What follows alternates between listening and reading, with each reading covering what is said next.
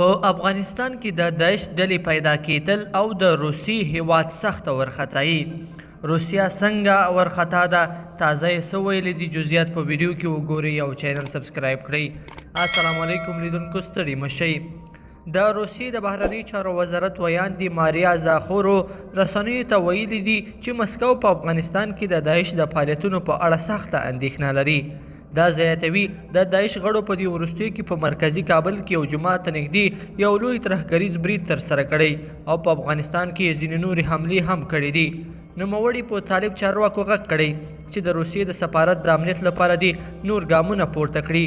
د زیاتو امنیتي تدابیرو لپاره د زاخورو غوښتنه وروسته له هغه راپورته کیږي چې راپور ورکړل شو چې په افغانستان لپاره د روسیې د ولسمشر ځانګړي استازي زمیر کابلوف د طالب استازو ته بلنه ورکړې وه چې د مسکو په غونډه کې د افغانستان په اړه بین الافغاني خبرو کې ګډون وکړي، په داسې حال کې چې د کرملین استازي نشي کولی د پلان شوي کنفرانس په اړه نور توضیحات ورکړي.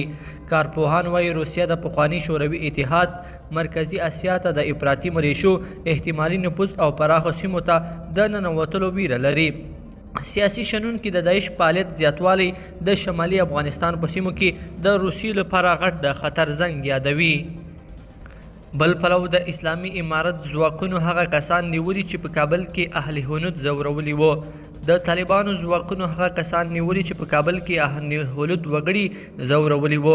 د اطلاعات او کلتور وزارت مرستیال ذبیح الله مجاهد ویلي هغه کسان چې په کابل کې د اهل هنود اقلیت د آزار او اذیت سبب ګرځېدلي وو ټول د کابل امني قمندانۍ له لوري نیول شوي او عدلي مراجعو ته یې سپارلي دي.